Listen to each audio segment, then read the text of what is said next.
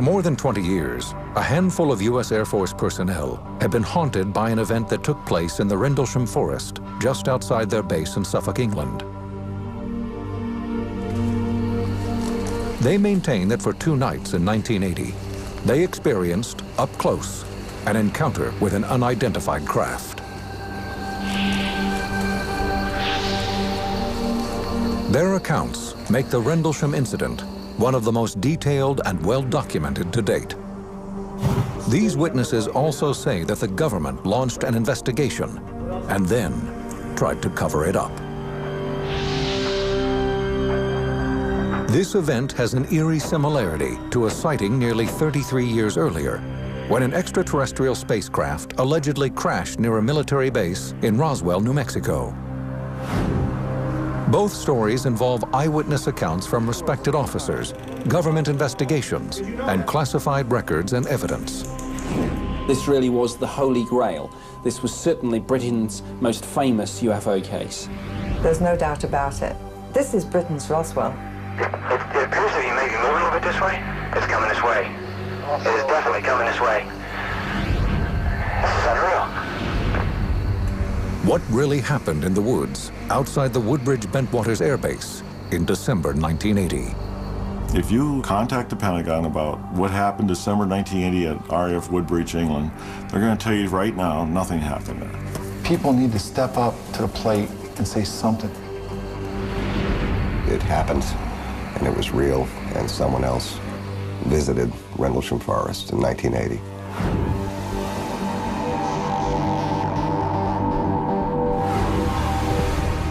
This is Bentwaters Royal Air Force Base. Located 70 miles northeast of London, the now dormant site was once a highly sophisticated military installation. The main function of the twin bases there was to support the NATO effort in a case of a war in Europe. We would go ahead and mobilize our A-10 aircraft to support whatever war effort we were told to do. In 1980, with Cold War tensions near their peak, Bentwaters and nearby Woodbridge air bases are operated by about 12,000 U.S. Air Force personnel, making it one of the largest NATO complexes in all of Europe. But the site, bordered by the dense Rendlesham Forest, has a secret. This was Bentwaters' weapons storage area. Exactly what was kept here is officially classified, but researchers and observers agree that a massive nuclear arsenal was stockpiled beneath these concrete bunkers. The extraordinarily secured underground bunkers with alternating layers of steel, concrete, earth, held something like 300,000 kilotons of nuclear ordnance. The American airmen who man this base are highly skilled. They're trained to deal with life and death situations with a cool, clear head.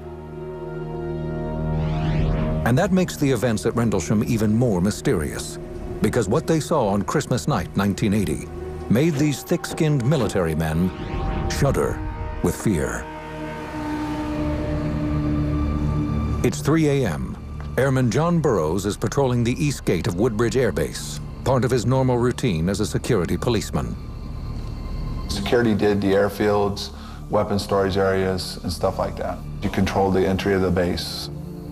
The 20-year-old has been with the Air Force for almost 2 years and has been stationed at Bentwaters for about 1.5 years. Tonight, there is nothing to observe but the stars overhead. It was cold that night. It was a clear night, pretty much. You know, it was a clear night. There's a little bit of fog. As he's walking, his superior, Bud Stevens, pulls up in a truck. He tracked me down and said, let's ride around for a while. The men drive into Rendlesham Forest. Suddenly, Sergeant Stevens notices a strange light in the woods just off the road. He said, whoa, is that normal? And I looked out and there was just a weird glow in the woods. I said, no, it's not normal. Burroughs can't shake a bad feeling. You know, you just felt a real sense of danger or something wasn't right. There were different colored lights, you know, like you see on a Christmas display, different colored lights that were blinking on and off. Alarmed, the men speed back to the gate to call the flight desk from a secure phone line. They do not want to broadcast the information over their radios. At Burroughs' insistence, the call is transferred to the base's Central Security Control, or CSC. The shift commander dispatches 26-year-old Sergeant Jim Peniston to the site. Peniston has been a security policeman with the Air Force for 7 years. They told me I need to go out the East Gate. We have a situation out there. I said, what type of situation? He said, well, I'd rather have the on-scene patrolman tell you what that is. I says, well, can I wait? No, you gotta get out immediately. Within minutes, Peniston and his driver arrive at the East Gate. Burroughs and Stevens direct his attention to the woods. I seen this multicolor, yellow and red. It was about, 200-300 meters away. And it looked like an aircraft crash immediately. That's the color that you get from titanium and fuel burning. Peniston calls back to CSC and gets clearance to investigate a possible downed aircraft. If it is an aircraft crash, we can go ahead and, render assistance and set up security for it. As part of standard procedure, Sergeant Peniston tries to gather information from Bud Stevens. And I said, well, do you hear it crash, Bud? And he said, no, it didn't crash. It landed. Stevens is too frightened to help with the investigation. He returns to his post, while Burroughs and Peniston proceed without him. Soon after, they speed off with a driver and head toward the mysterious light. When they can no longer maneuver the vehicle around the dense trees, Burroughs and Peniston proceed on foot. They walk about 50 meters and notice strong interference on their radios. The farther we got into the woods, it became more and more intermediate, where it was harder and harder to talk to him. Suddenly, Sergeant Peniston feels an electrical charge in the air. I've been in excitable situations before on duty, and I know the adrenaline feeling, but this here was different. You could feel it on your clothes, your face, your hair. The closer they move toward the light, the less the scene resembles a crash. Didn't have no smell of smoke, and it was too contained. It was just like one ball out there. And we came into a clearing, and then that's when it was like a bright light lit up the whole area. It was almost blinding. Sergeant Peniston moves within 10 feet of the object, and the bright light dims. As his eyes adjust, he has trouble understanding what he's seeing. I'm a rational person. I wanted a rational explanation of what was going on. I could not come up with one. Peniston snaps pictures with his military-issued camera. The craft was triangular in shape and measured probably 9 feet wide by about 8 feet high. I couldn't tell the front or back to it. I mean, there was no engines on one side or no cockpit or nothing like that. It was all completely smooth, the outside of the craft.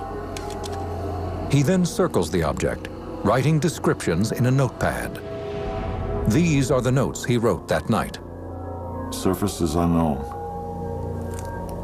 Identity unknown.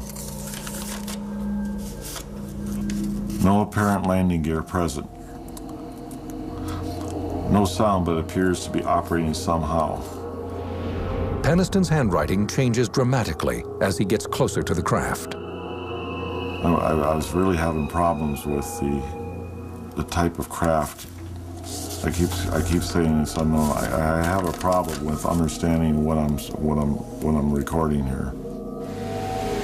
When he draws near enough, he reaches out and touches the object. The fabric of the craft was smooth, like glass. It was warm to the touch, but not hot. There wasn't like lights on it. Somehow it was in the fabric of the craft. On the front side of the object, Peniston notices several strange symbols.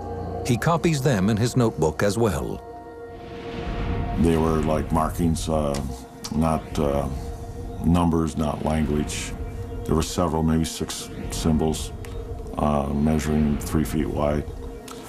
I wasn't trained for what I was experiencing. Suddenly, the object emits a blinding flash of light. The men take cover. Then the object, whatever it was, lifted up, went up, and then moved back away over the trees. The speed of the craft leaving the area was, the best way to describe it is probably in a blink of an eye. I've never seen any craft move that fast in my entire Air Force career, and I don't think I ever will again. As the men slowly rise to their feet, their attention is drawn by another flash of light through the trees. At first, they assume it is the craft, but on second glance, they realize it is the Orford Ness Lighthouse, 5 miles away. Burroughs and Peniston check their radios. They're working again. It is now around 5 a.m., roughly 2 hours since they first spotted the mysterious lights in the woods. They contact the CSC, and their commander orders them to rendezvous with a security team back at the East Gate. So we were like, what are we going to say? We can't explain what we saw. We can't explain what just happened. Later that morning, the men are brought in for debriefing. Peniston is reluctant to divulge everything he witnessed.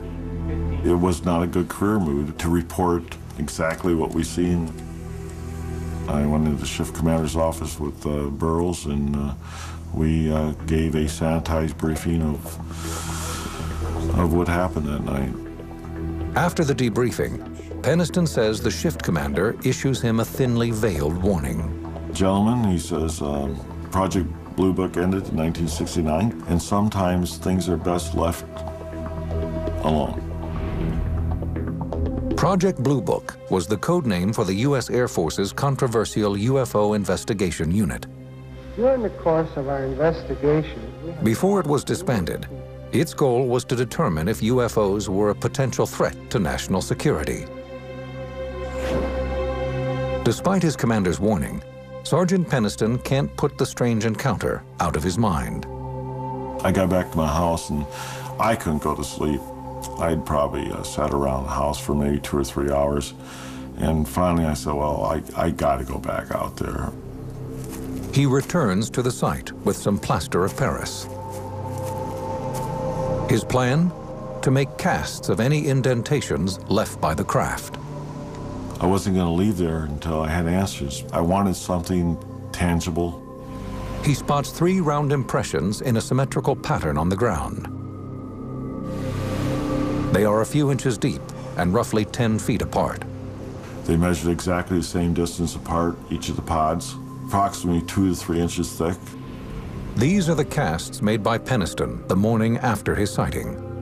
He believes they show the marks left by the craft when it landed on the forest floor.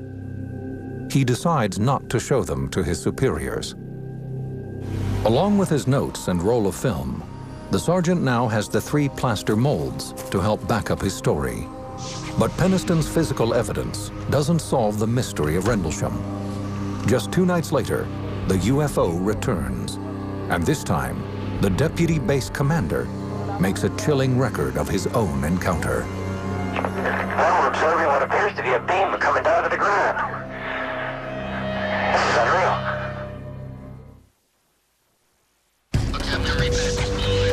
Late December, 1980. Sightings of a mysterious craft at the Woodbridge Bentwaters NATO complex in Suffolk, England, have put many airmen on edge. The strange encounters began the night of the 25th, when airmen reported seeing unusual lights. By the early morning hours of the 26th, 2 men claimed to have come within a few feet of a landed craft in the neighboring forest. It's now the evening of the 27th. 40-year-old Deputy Base Commander Lieutenant Colonel Charles Halt attends a holiday party at the Officers Club. His celebration is cut short when one of his men arrives looking distressed. He showed up just white as a sheet. And he wasn't the type of person to get too excited too easily. He was a former Marine. He said, "It's back." We looked at each other and said, "What's back?" He said, "The UFO." After 2 nights of disturbing stories, Halt decides to investigate for himself. The police were spending more time looking in the sky than they were at the airplanes they were supposed to be protecting. It's time to put this to rest. Holt instructs a three-man security team to assemble their gear and meet him at his quarters. Within minutes, they head toward the Rendlesham forest. By the time Holt arrives, a security cordon has been established around the perimeter of the woods. Holt is briefed on the situation and is told that the UFO is no longer visible. But the men are experiencing mysterious outages in their high-powered floodlights, called light-alls. Holt and his team collect their gear, a still camera, a Geiger counter for measuring radiation, and a night vision device called a starscope. I took my small personal cassette recorder, which I carry just about everywhere with me, just to record the events. The team heads into the dark woods.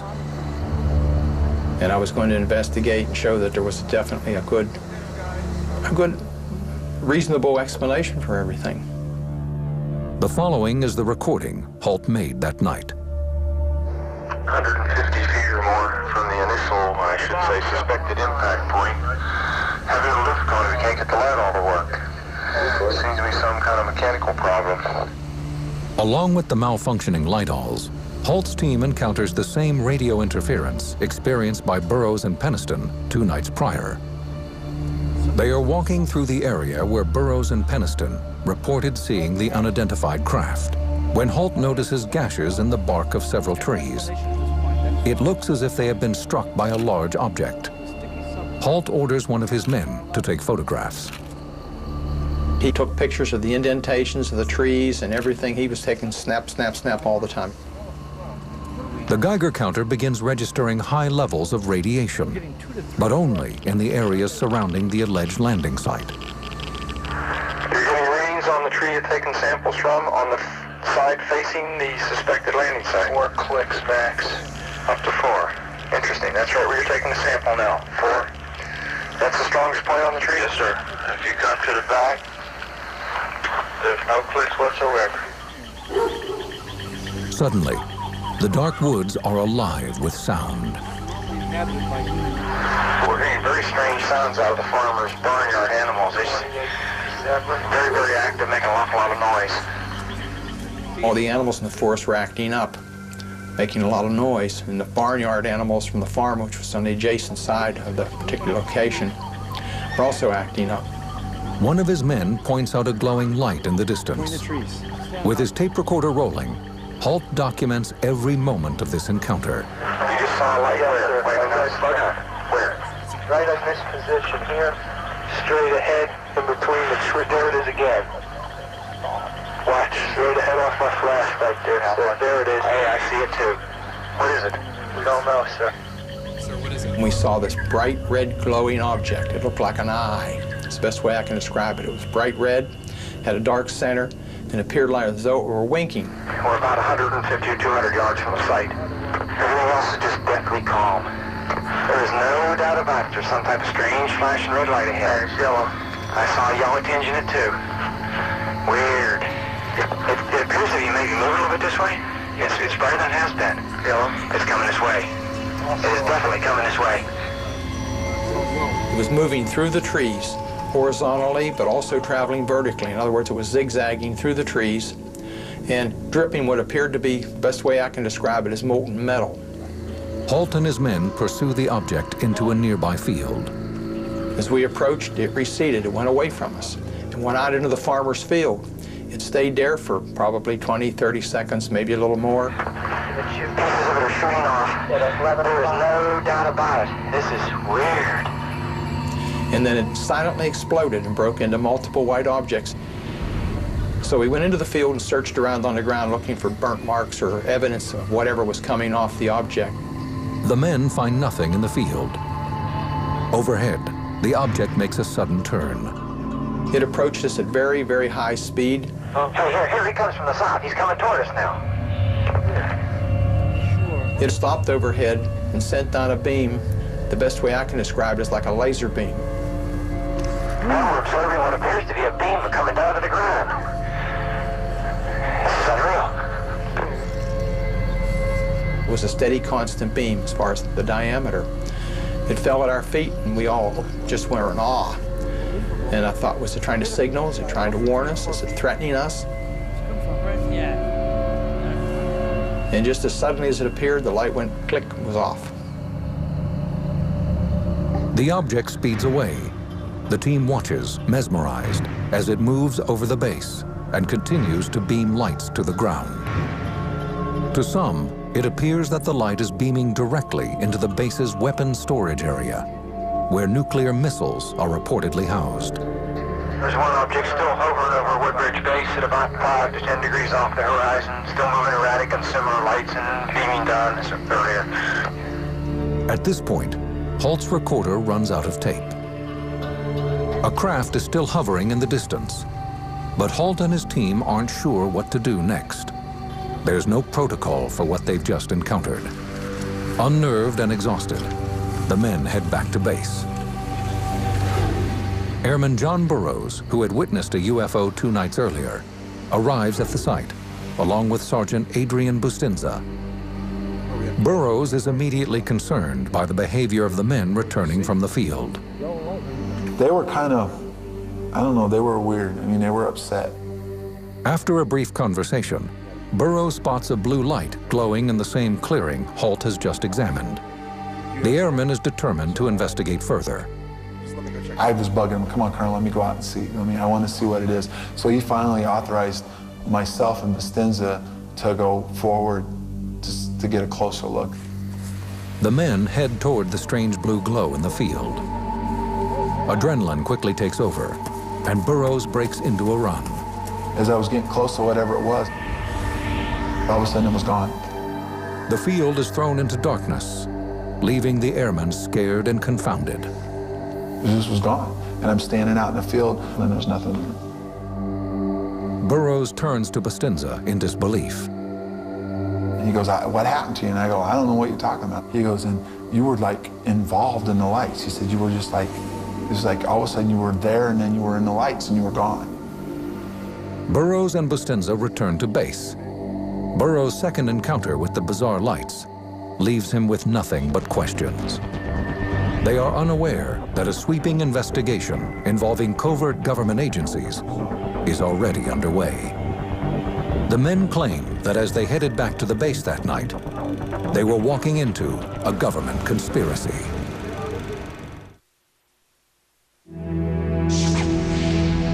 January 1981. Rumors are swirling around the Woodbridge Bentwaters air bases in eastern England after mysterious UFOs are sighted by the U.S. Air Force personnel stationed there. Many of them were some years into their tour of duty. These were highly trained witnesses. It's not as if they'd all just turned up there the night before. The military investigation that followed remains controversial to this day. Those who say they witnessed the UFOs believe the military was more interested in damage control than in finding the truth. What our government did in the name of secrecy to these individuals is absolutely shameful. According to these airmen, they soon became unwilling participants in a government cover-up. Initially, the investigation follows standard military procedure. Deputy Base Commander Charles Halt, a witness himself, begins debriefing the airmen who reported seeing the craft. I had no choice. I couldn't ignore it. There were so many witnesses and so many people at so many different places. John Burroughs, who witnessed the UFOs on both nights, says his interview is clear-cut. He took our statements, kind of looked at them, said it was really a wild thing, and there's really no explanation for what's going on, and that's how it was kind of left. Others, like Sergeant Jim Peniston, say that after their meeting with Halt, a long and disturbing process begins. 2 weeks after his initial interview, Peniston is called for another debriefing. This time, it is with a high-ranking team of investigators, the OSI. The OSI is the Office of Special Investigations. It's, how shall I say, the discreet police is one way to put it. And they are there to police the US Air Force. And they can actually walk into an office of a general and, even arrest him, if you like. That's how powerful they are. When Peniston enters the room, the mood is ominous. He begins to give a statement and offers the investigators sketches and notes of his encounter. According to Peniston, the rest of the interview is a blur. To this day, he has a difficult time recalling precisely what tactics the OSI used to extract his information. They took extra steps to make sure I was telling the truth. Sodium pentothal. I'm sure I gave a release for that.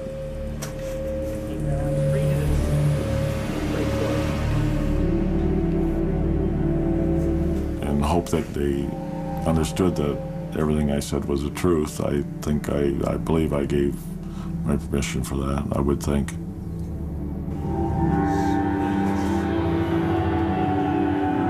To Peniston, the military's investigation takes on a sinister tone as more men are called in for questioning.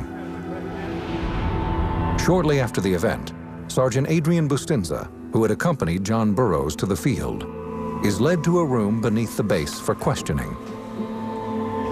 Even now, Bustinza refuses to speak publicly about the events of that night. According to author Georgina Bruni, he later confided in her.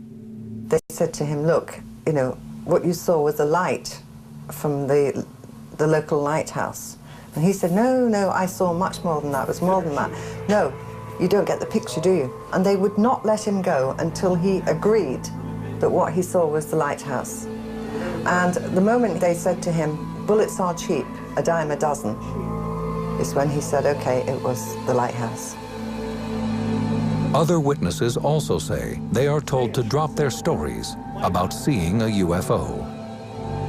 We were told that we couldn't talk about it, was to treat it as top secret, and that was it. We never talked about it. According to Airman Burroughs, the signs of a government cover-up are obvious. Shortly after his interrogation, Burroughs is back on guard duty. As he makes his rounds, he can see that the woods are bustling with activity. There was vehicles leaving Woodbridge going out into the forest. There was helicopters flying around out there, so there was some stuff going on out there. Exactly what, I don't know. Deputy Base Commander Charles Holt is also aware of covert activities going on at the base. I heard some stories that were substantiated by several people that a plane load of people did come in a day or so later and did do a lot of investigating. Peniston and Holt claim they took pictures of the mysterious craft they encountered. But when the prints return from the base's photo lab, they are blank. The pictures are whited out, most of them. I thought that was really unusual, and I believe that the photos that I got were intentionally just whited out photographs. That's what I believe. Even Lieutenant Colonel Holt, the highest-ranking eyewitness, believes he is being kept in the dark by the military. As the investigation continues, he's asked to type up a memo based on his interviews with other witnesses and submit it to his superiors. Holt's understanding is that the document will be shared with the British government. Holt does as he is told and submits a memo entitled Unexplained Lights. He writes, the individuals reported seeing a strange glowing object in the forest. The object was described as being metallic in appearance and triangular in shape. It is not a definitive report. Many of the details are missing or incorrect, and the descriptions at times are vague. The memo was not meant for public consumption. It was meant as a tickler, if you will, to the Ministry of Defense to get them involved to do a proper investigation. His superiors filed the memo away, and the strange lights never returned to the base. Eventually, rumors of an extraterrestrial craft die down. For 3 years, the public is kept in the dark about what happened at the air bases. Then, in 1983, a new witness surfaces with a startling claim about the UFO encounter, one that will only deepen the mystery of Rendlesham.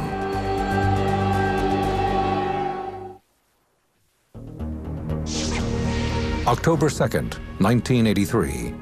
The British Sunday tabloid News of the World hits newsstands with the headline, UFO lands in Suffolk, and that's official.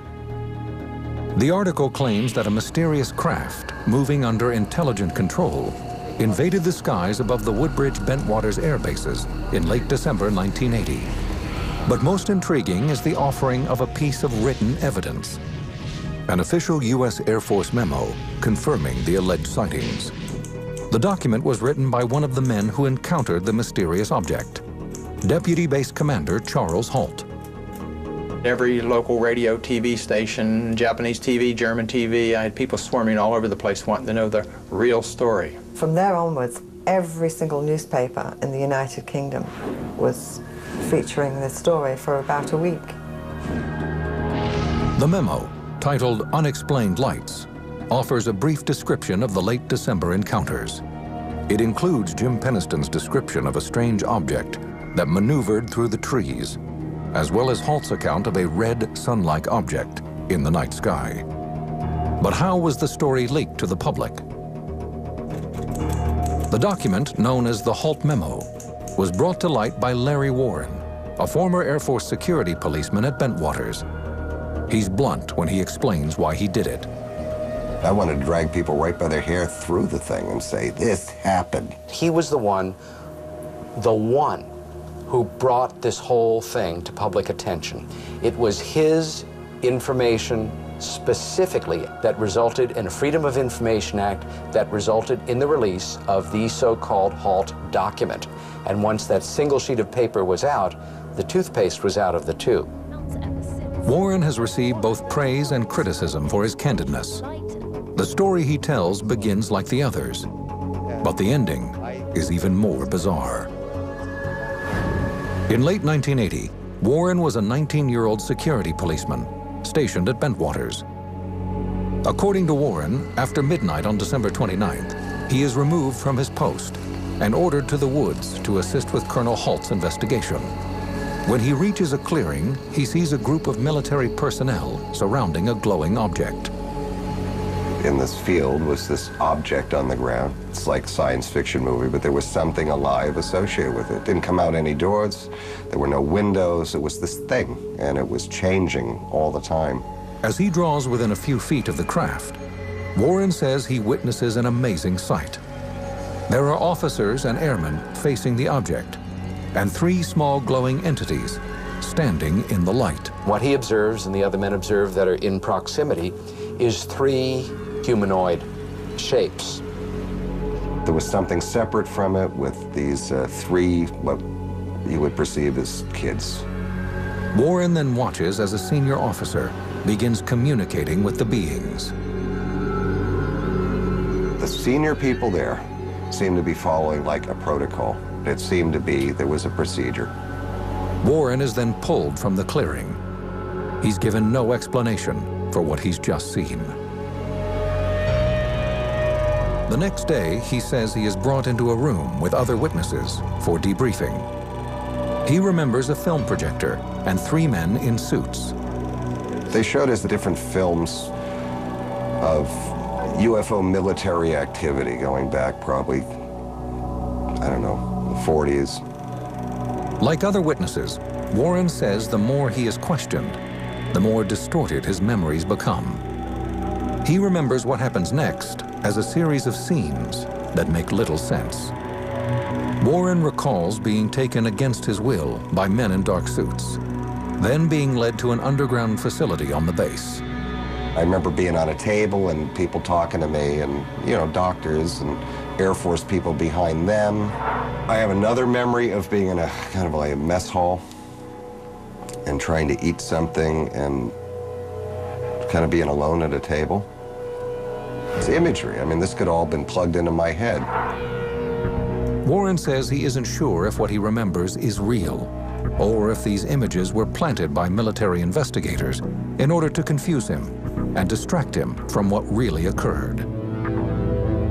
After the Rendlesham story breaks, Warren's accusations infuriate other witnesses. These airmen and officers say they too want the truth revealed, but that Warren's story is anything but. It hurt the whole incident as far as this is, something really did happen to us, but there's no way, the way he was describing what happened to us, and it wasn't fair to the people that were involved to have that kind of extreme stuff come out. Parts of his story do correspond with other eyewitness accounts. Warren, like Charles Halt and Jim Peniston, recalls seeing a glowing craft in the clearing of the Rendlesham Woods shortly after Christmas 1980. But Larry Warren is the only airman who claims he saw alien life forms. Another problem with Warren's version of events is that no one can remember seeing him in the woods on the night in question. Nobody ever recalls him being out there that night. I've talked to all the players and just about everybody that was on even the fringes, and nobody remembers seeing Larry Warren anywhere except around the base in training. Warren remains steadfast in his convictions. I've never lost a minute's sleep over my role in this. I've never intentionally misrepresented anything, lied, or tried to gain anything unfairly. The contradictions surrounding the Rendlesham case have proven frustrating for UFO researchers. While there are multiple credible witnesses, airmen trained to be good observers and remain calm under extreme circumstances, the discrepancies between their stories are difficult to ignore. In the years that follow, researchers struggle to unravel the mystery. Then, in 2002, declassified government files reveal new facts about those mysterious nights in the woods. And which could have been the spot where the alien craft landed. Since 1983, the Rendlesham UFO incident has garnered attention around the world. But to this day, there is still no explanation for what U.S. Air Force personnel claimed they saw in the woods and skies of Suffolk, England. Some experts who have reviewed the reports of strange lights and a glowing spacecraft have concluded that these sightings are a simple case of optical illusion. Retired Air Force Major and astronomer James McGahey learned about the incident by chance. I first heard about the Rendlesham Forest case in 1983 when I was at the base conducting a military exercise there on temporary duty. During his tour, he discovers that 5 miles from the twin bases, on the shores of the North Sea, sits the Orford Ness Lighthouse. McGahey feels that witnesses mistook this lighthouse for a UFO. If you're out in a dark sky on a cold night in December, and a lighthouse is swinging through the trees with this bright beam of light passing through the trees, it's going to have some strange, unusual effects. Light is going to get scattered by the trees. John Burroughs did mention this lighthouse in his first statement to his superiors. In the report, he says that after the mysterious lights disappeared, he thought the lighthouse was another craft, but quickly realized his mistake. I want to clarify something. This is always somebody tries to twist it. If you read the statement, especially mine, it clearly distinguishes between what we saw at the beginning and then we did see a beacon light and we followed it. Nowhere in my statement does it say I felt the beacon light was the object. I've done a whole lot of research on this lighthouse. You know, you can talk about it from here to eternity. And there's absolutely no way that a lighthouse can travel 5 miles, go in and out of trees, shoot beams down to the ground. So anyway, it's not a lighthouse. But McGahey claims there is a second explanation for the lights in the sky that has nothing to do with UFOs. On the night of the 25th, at around 9:30 in the evening, a Cosmos satellite re-entered the Earth's atmosphere. It would have looked like a fireball, which is a very, very bright meteor. For nearly 20 years, skeptics and believers continue their search for answers. In 2002, thanks in part to researchers like Georgina Bruni, the British government finally releases a new set of records. The files provide additional information about the case, but also raise new questions. They make it clear that the British government investigated the mysterious sightings back in 1981. This fact seems to indicate that military investigators did not believe the sightings were caused by a lighthouse or a satellite. But the files also reveal some of the shortcomings of that investigation. We discovered that some of the radar facilities were actually faulty. The cameras were faulty on the nights in question. or allegedly faulty, that the films were missing. At the time, investigators based their research on the original memo written by Lieutenant Colonel Charles Halt. His document states that the first event occurred on December 27th, but the sightings actually began on the 25th. Halt's mistake has caused researchers to examine the wrong nights for 20 years. It is a frustrating revelation for Nick Pope, an official with the Ministry of Defense. Here we had possibly the most significant UFO event ever to have taken place on British soil. And yet not only were the dates wrong, but crucial days had been lost. Moreover, much has been left out of the files. Researchers hope the US and British governments will release further information, including pictures taken by Air Force personnel on the nights of the sightings. These are the only photographs that remain from the investigation. They show authorities examining the alleged landing site, but the pictures reveal no evidence of a landed craft.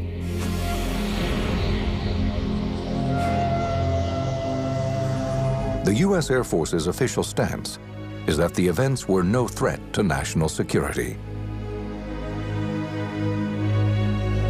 To many, this statement doesn't ring true. If, in fact, nuclear weapons were housed at the base, then the military would have been very concerned about reports of an unidentified aircraft. We had objects flying over the weapon storage area, shining beams down to the ground. If that ain't defense significance, what is? Skeptics grapple with the same question, but in their minds, the military's response bolsters their claim that UFOs did not visit the Rendlesham Forest. This was during the Cold War. You have to realize that security was fairly tight. Anything that would happen near the flight line when you have these high-value asset aircraft, tactical aircraft, or in weapons areas would immediately cause a response by the entire base. Everybody on the base would have been woken up and been reacting to something like that. And of course, that didn't happen. Even Charles Halt, the deputy base commander, is frustrated with his search for answers. I kept prodding Squadron Leader Moreland, the British liaison officer, for an answer. Doesn't somebody care? Isn't somebody interested? I got the feeling that I was kind of left hanging out there to dry, if you know what I mean. Though they continue to press the government for more information, some researchers believe that the missing files and early mistakes in the military investigation may leave the Rendlesham case a lasting mystery. In any investigation, whatever you're investigating, if you don't really use the first 24 hours to try and chase it down, your chances of success diminish rapidly. The problem with the Rendlesham incident is that this happened over the Christmas period. A lot of the key personnel were on leave, and I think there was a bit of a decision-making vacuum. The newly released information is not enough for the men involved at Rendlesham to put the incident to rest. For now, they possess the few pieces of intriguing evidence that remain from their strange encounter.